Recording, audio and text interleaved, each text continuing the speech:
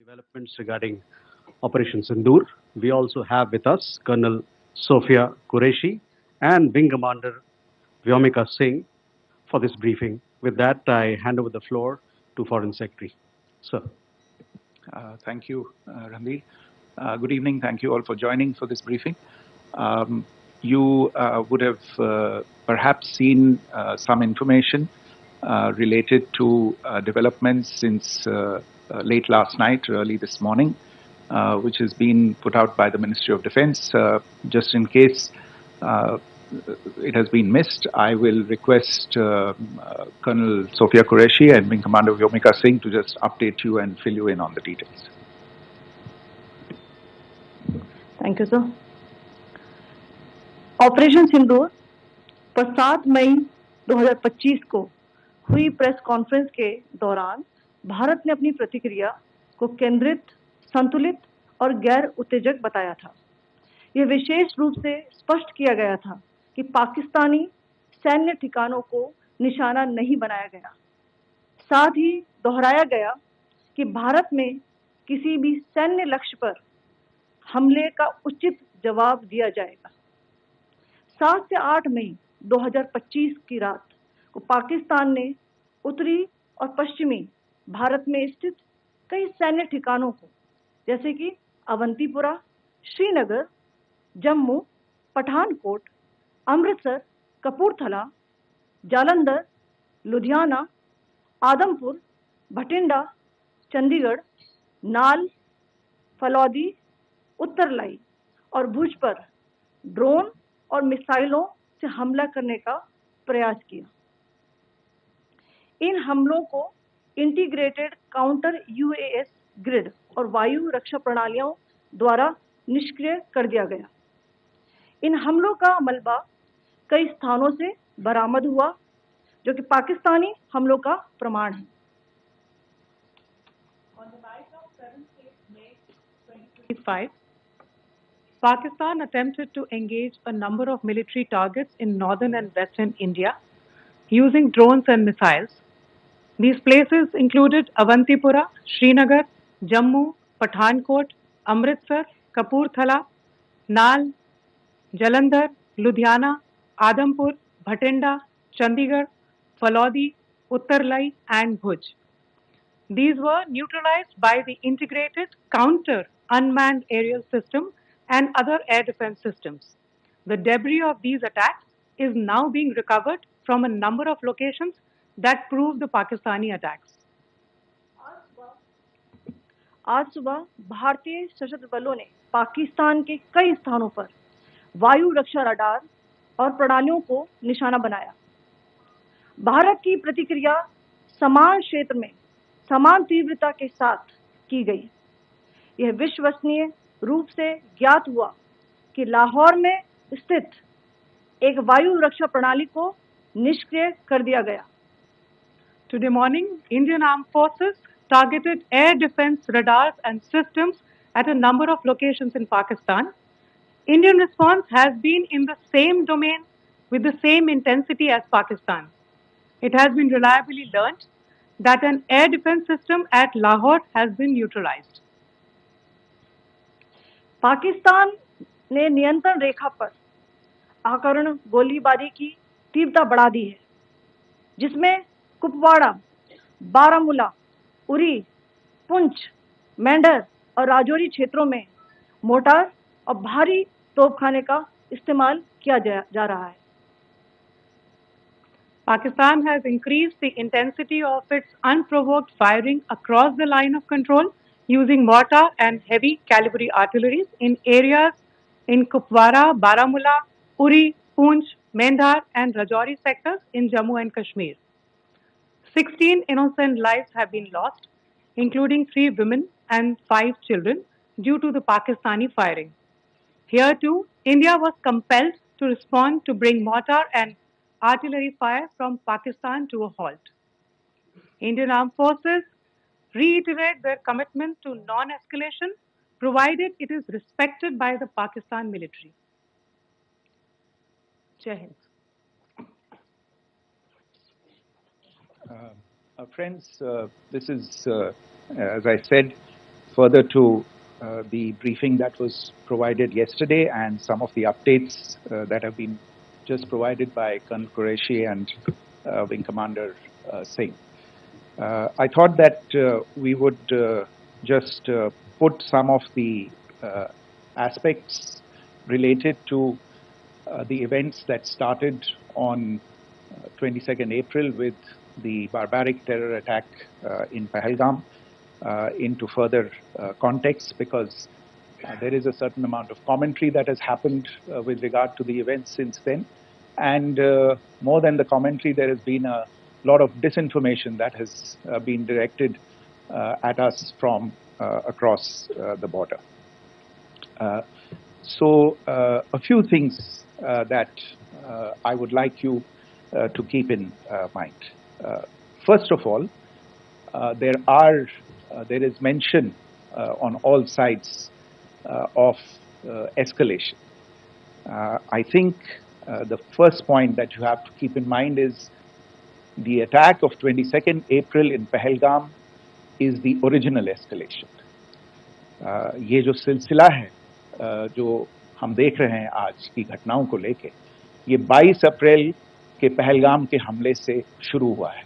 Escalation वहां पे हुआ है और उस एस्केलेशन का जवाब भारतीय सेना ने, भारतीय फौज ने कल अपने एक्शन से दिया है. Secondly, I want to invite your attention to the involvement of the group calling itself the Resistance Front in these attacks. I pointed this out yesterday that this is a group that is a known front for the well-known Pakistan-based terrorist organization, Lashkar-e-Taiba. The group has been reported earlier. I mentioned to you about the Indian authorities providing information to the UN 1267 Sanctions Monitoring Committee. And in fact, we are going to be meeting with the team again very soon, and we will be providing an update to the information that we have provided earlier. But what is interesting, दिलचस्प बात यह है कि संयुक्त राष्ट्र की सुरक्षा समिति में जब पहलगाम के हमले को लेके एक प्रेस वक्तव्य जारी करने की बात चल रही थी, तो आप सोचिए किस देश ने टीआरएफ का, द रेजिस्टेंस फ्रंट का उसमें मेंशन किया जाना, उसको अपोज किया, पाकिस्तान ने. This was after the fact that the TRF claimed responsibility for this attack not once but twice, within a few hours after the incident on the 22nd of April, and then again on the morning of 23rd April. And it is perhaps only after the full gravity of the incident was realized by its masters and handlers across the border that it was managed to back off from this claim. Obviously, that retraction doesn't convince anybody. तीसरी चीज जो मैं आपसे कहना चाह रहा था, और कर्नल कुरैशी और विंग कमांडर सिंह ने कल भी बड़े स्पष्ट शब्दों में और आज भी आपसे ये बात साझा की है. जो भारतीय रिस्पॉन्स है वो नॉन एस्केलेटरी है, प्रिसाइज है, सटीक है, मेजर्ड है और कंसिडर्ड है. Our intention has not been to escalate matters. We are only responding to the original escalation, as I said, and our response has been targeted, precise, controlled and measured. Only no military targets have been selected. Only terrorist infrastructure in Pakistan has been hit. Now, there are, as I said, a number of issues that have been raised in commentaries, and there's a lot of, as I said, unfounded disinformation and fabrication that has come from across the border. And I would just like to use this opportunity to set the record straight on some of these issues. The first of these is Pakistan trying to wash its hands off any and all involvement with terrorism. I think the Pakistani information minister said there are no terrorists in Pakistan. And I think he was challenged on that in the television program that he was appearing on. But even if I partially repeat myself from yesterday, I think Pakistan's reputation as the epicenter of global terrorism is rooted in a number of instances where concrete evidence is available, not just to India, but to governments and authorities and agencies around the world. There are several terrorist attacks around the world where Pakistani fingerprints have been found. I don't need to belabor the point with regard to this audience about where Osama bin Laden was found and who called him a martyr. Pakistan has also for decades pursued cross-border terrorism into India with impunity. And as I said yesterday also, in order to deliberately mislead the international community, they claimed that the terrorist Sajid Mir was dead. They came under pressure, and Sajid Mir was then brought back to life, arrested, and is now apparently in Pakistani custody. Pakistan is also home to a very large number of UN proscribed as well as UN proscribed terrorists, as well as terrorists proscribed by a number of other governments in the world, including, of course, the Lashkar-e-Taiba and the Jaish-e-Mohammed, as well as their leaders, Masood Azhar and Hafiz Mohammed Saeed. आपने देखा होगा हाल ही में पिछले कुछ दिनों में पाकिस्तान के रक्षा मंत्री और उनके पूर्व विदेश मंत्री दोनों ने इस बात को माना है कि पाकिस्तान का ऐसे ग्रुप्स के साथ जो रिश्ता है वो क्या रहा है. Both the defense minister and the former foreign minister of Pakistan, I think they've done a more eloquent job of this than I could ever do in terms of describing their country's implication in international terrorism and their involvement in housing these kinds of groups. दूसरा जो विषय है वो है पाकिस्तान का जो एक दावा है कि एक इंटरनेशनल impartial investigation होना चाहिए, एक joint investigative committee होनी चाहिए. These calls for jointly investigating this heinous and barbaric attack in Pahalgam. Again, I think you know the history well on this. You know the track record well, and it is not a bright track record insofar as Pakistan is concerned. In fact, in the pursuit of justice for the victims of multiple terrorist attacks, whether it be Mumbai in 2008, in Pathankot in 2016, or many others. But in particular for these two attacks, India had offered to cooperate. India provided forensic evidence and urged Pakistan to bring the perpetrators of these attacks to justice. We, in particular with regard to the Mumbai attacks of 2008, where a Pakistani Lashkar-e-Taiba terrorist was captured alive, India provided extensive information and evidence related to the involvement of Pakistani terrorists in this attack.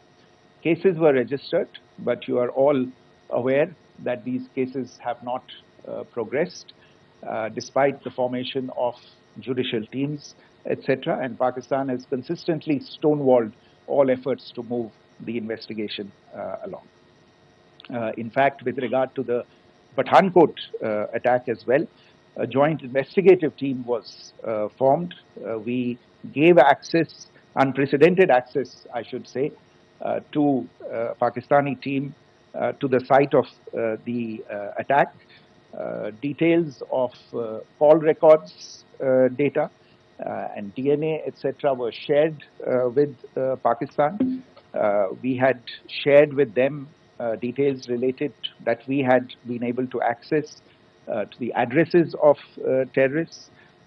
We presented evidence against the office bearers of Jaish-e-Mohammed who had conspired in the attack and the handlers of the terrorists who facilitated them and guided them in. But there has been no movement on this.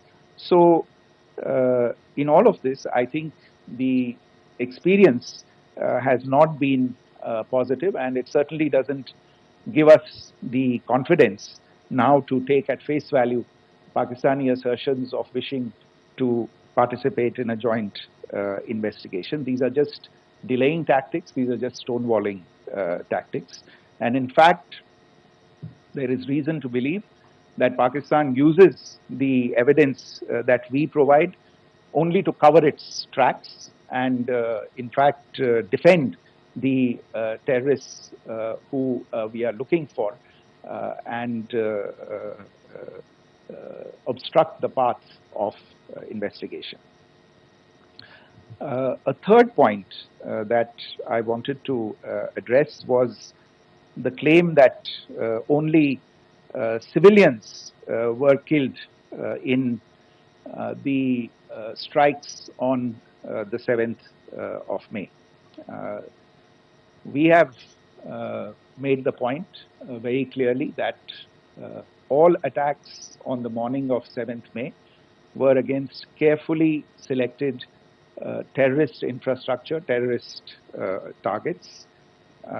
It is not clear to us, in fact, seeing some of the coverage of the after effects of these strikes, including the funerals for the terrorists that were held yesterday. I think a lot of you have seen the reports and the coverage on media. If only civilians, if any civilians were killed in these attacks, I wonder what message this picture actually sends to all of you. This is a question that is worth asking. It's also odd that the funerals of civilians are carried out with the coffins being draped in Pakistani flags and state honors being accorded. As far as we are concerned, the individuals eliminated at these facilities were terrorists. Giving terrorist state funerals may be a practice in Pakistan. Doesn't seem to make much sense to us. Pakistan has also claimed that India deliberately attacked religious sites. This is completely false again. I have made it clear that the targets were terrorist infrastructure, terrorist facilities, and locations connected clearly with incidents of cross-border terrorism into India. And it is in fact Pakistan that is misusing religious sites as a cover to in fact radicalize, direct and indoctrinate and train terrorists. In fact, contrary to what Pakistan is claiming, yesterday Pakistan launched a targeted attack on the Sikh community in the state of Jammu and Kashmir, hitting Gurdwara in Poonch and the homes of Sikh community members, which came under attack. And we know that at least 3 individuals were killed in that particular attack. Pakistan is also making attempts to, in fact, just to add to this point, the retaliatory action that Pakistan has taken, in fact, is impacting civilians. I showed you the picture of the Gurdwara and the Sikh community members who were killed in this. There are other civilians also who've been killed and injured in these attacks. In fact, since yesterday morning, a total of 16 civilians have been killed and 59 others have been injured in the attacks by Pakistan. Not only this, Pakistan is also making attempts as part of its disinformation campaign to paint our action with regard to cross-border terrorism through the communal angle. If that is the issue, then I think I can do no better than to cite or point you in the direction of the Pakistan Army Chief's speech of 16 April 2025. I think that is the last word in communal rhetoric. And in the Pahalgam attack itself, you are aware of the kind of religious profiling that was done there. And perhaps there is a linkage between these two events.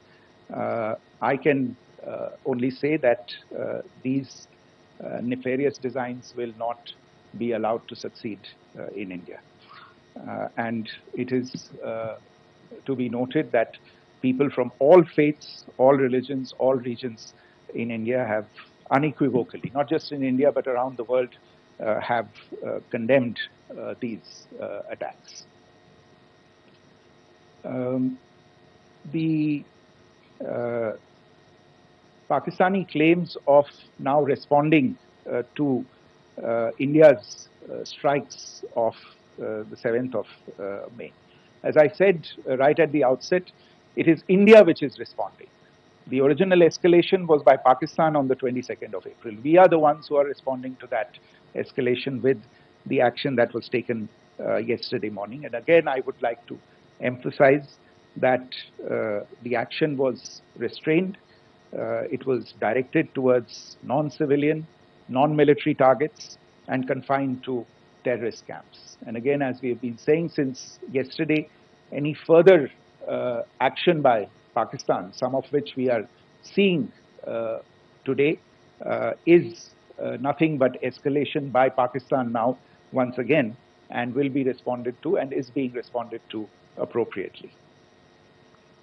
One point that I wanted to also address was the allegations to the targeting of a dam, the Neelam Jhelum project in Pakistan-occupied Kashmir.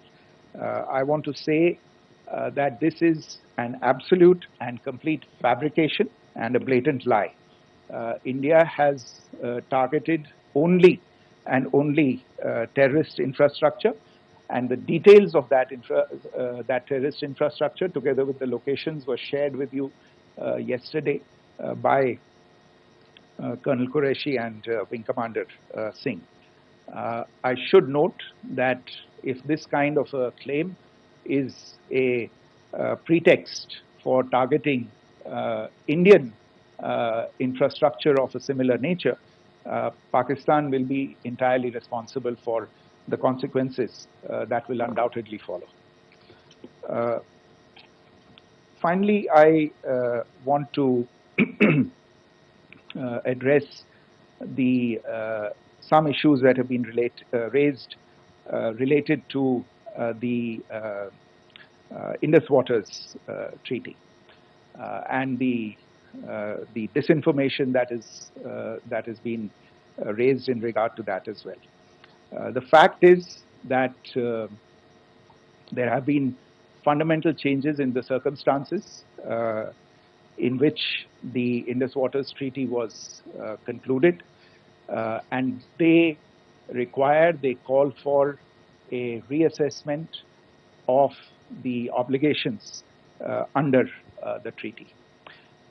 Over the last year and a half to 2 years, India has been in communication with the government of Pakistan.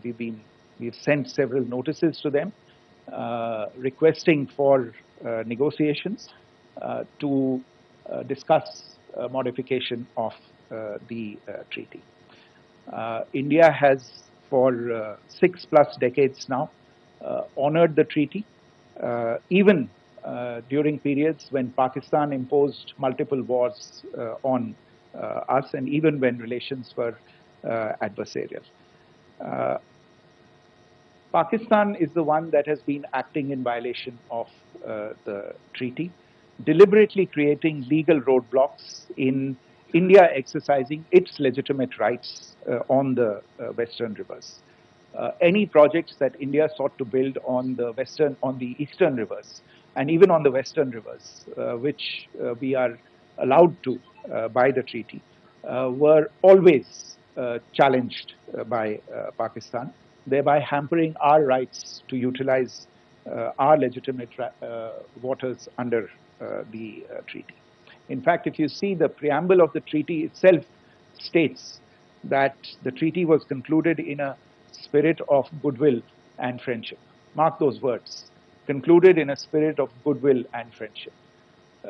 ये भारत का धैर्य और भारत की सहनशीलता है जो 65 साल से हम इतनी प्रोवोकेशन के बावजूद इस ट्रीटी को निभा रहे हैं. However, as has been made clear earlier as well, Pakistan has not responded to our requests to enter into negotiations for a reassessment of the obligations under the treaty. A number of conditions have changed. This is a treaty that was based on the engineering techniques of the 50s and the 60s. We are living through the first quarter of the 21st century. Technological changes and technological advancements have to be taken into account. There are demographic changes. There are climate changes that have taken place. There is the imperative of clean energy. And of course, the terrorism that Pakistan has wreaked in the state of Jammu and Kashmir itself has hampered India's ability to exercise its rights under the treaty. Pakistan's persistent refusal to respond to our requests to enter into government-to-government negotiations on the modification of the treaty is, in a sense, itself a violation of the treaty. And therefore, India has taken the step of putting the treaty in abeyance until Pakistan abjures irrevocably its support for cross-border terrorism. Maybe I'll stop there. I mentioned earlier yesterday as well that this is an evolving situation. I would therefore ask all of you to be considerate and restrained. It will not be possible for us or my colleagues from the armed forces to share operational details at this point in time. Beyond that, if you have any questions, may I have time for only a few, and I'll try to answer those questions. Okay, I give the floor to Rishabh. One Secretary, good evening. This is Rishabh from Times Now. I just wanted to understand, as per the press release that has been released earlier today, it says that we have successfully hit at the air defense of Lahore. Does it give our forces a better chances if in case of further escalation? And are there other air defense places as well at strategic location that were targeted? Rishabh, you are violating the first rule that I set out at the end of my remarks. The press release that has been issued by the Ministry of Defense today speaks for itself. It is related to operational matters. It's been released by the Ministry of Defense. As more information becomes available, it will be released at the appropriate time. Once again, please don't go into operational details at this point in time, because this is a constantly evolving situation. Yeah, go ahead. Foreign Secretary Smita Sharma, just wanted to ask, the Pakistani Minister Ishaq Dar in an interview has claimed that the national security advisors of India and Pakistan have spoken to each other. If you could confirm or deny, and is complete severance of diplomatic ties with Pakistan also on the table? I have no information with regard to contacts between the two national security advisors. Insofar as diplomatic relations are concerned, you've seen the steps that were announced in response to the following the meeting of the Cabinet Committee on Security on the 23rd of April. There are no further steps that are under consideration at this moment in time. Here, go ahead. Foreign secretary, मेरा नाम मनीष है, मैं TV9 Bharatvarsh से हूं और आपने खुद ही बताया कि कितना मिस इन्फॉर्मेशन क्रॉस बॉर्डर से आ रहा है, बल्कि ऐसा लग रहा है जैसे पाकिस्तान के प्राइम मिनिस्टर और डिफेंस मिनिस्टर तक भी प्रोपेगेंडा करने में मिस इन्फॉर्मेशन में आ गए हैं।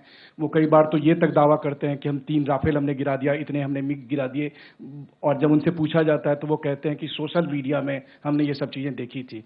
तो अगर आधिकारिक तौर पर अगर आप कुछ कह सकें इस पर, ताकि उन्हें भी समझ में आए कि इस तरह के प्रोपेगेंडा नहीं चलने वाला है। देखिए, जब सही समय होगा तो आधिकारिक तौर पे इसके बारे में सूचना मिल जाएगी, लेकिन जो आपका प्रश्न है कि प्रधानमंत्री और उप प्रधानमंत्री और विदेश मंत्री, उनके रक्षा मंत्री इस तरह की बातें कर रहे हैं, तो इसमें अचरज की कोई बात नहीं है। आखिरकार ये एक देश है जिसने अपना इसका जन्म लेते ही झूठ शुरू हो गया था। 1947 में जब पाकिस्तानी फौज ने जम्मू कश्मीर पे दावा बोला, तो उन्होंने किसी ऐसे वैसे व्यक्ति से नहीं, संयुक्त राष्ट्र से झूठ बोला कि हमारा कोई लेना देना नहीं है इससे, ये लोग जो गए हैं वो तो कबायली हैं। वो तो जब हमारी फौज वहां पे पहुंची और UN के लोग, संयुक्त राष्ट्र के लोग खुद वहां पे पहुंचे, उन्होंने देखा कि वहां तो पाकिस्तानी फौज घुसपैठ करके आ गई है, उसके बाद पाकिस्तान को मुंह की देखनी पड़ी और उनको मानना पड़ा कि हाँ, उनकी फौज वहां पे कुछ समय से पड़ी हुई है। तो ये जो यात्रा है एक तरह से 75 साल पहले शुरू हो चुकी है। तो I am not surprise that this kind of disinformation is being indulged in. Yeah, Siddhant. Sir, Siddhant from Beyond. Sir, we have seen a lot of negative comments coming from the Pakistani military of escalation. If tomorrow there is an escalation, there are strikes, we know one attempt has been thwarted, what will be the Indian response to those attempts of creating more escalation? Because it is looking like it's going towards more escalation. And my second question is, are any other world powers, essentially the P5 countries, the West Asian countries, reaching out to de-escalate the current situation? Look, on escalation, we've already made our stance clear. I mean, there are two basic points. First of all, it is Pakistan that escalated on the 22nd of April. We are only responding to that escalation. And then what we have said yesterday and what my colleagues have said today, that now if there is an attempt at further escalation by Pakistan, it will be responded to in an appropriate domain. And therefore, the choice is entirely that of Pakistan to make.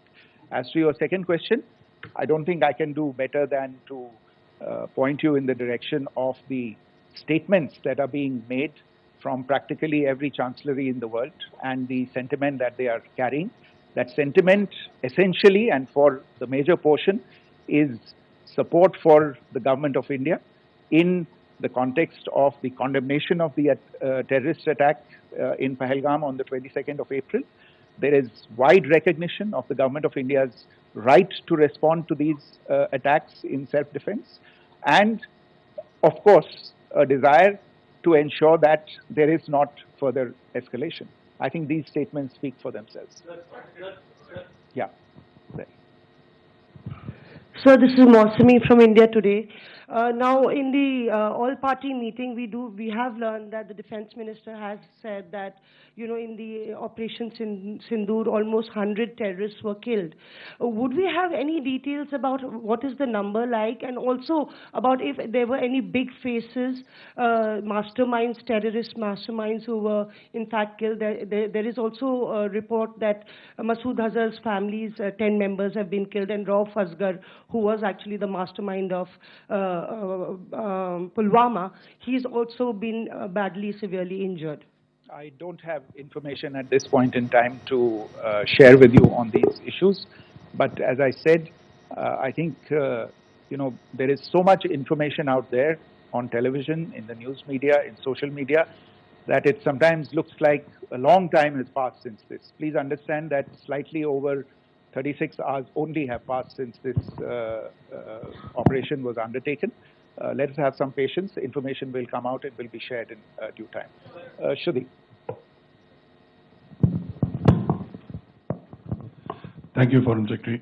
Shruti Ranjan from Bloomberg. Sir, could you give us any understanding whether India has moved the IMF or the World Bank to kind of, sensitize them about the the bailout that Pakistan has, and the kind of stuff that the Pakistan government is doing? Look, we have an executive director at the IMF. Tomorrow there is a meeting of the board of the IMF, and I'm sure that our executive director will put forward India's position. The decisions of the board are a different matter. You know the process through which they are made.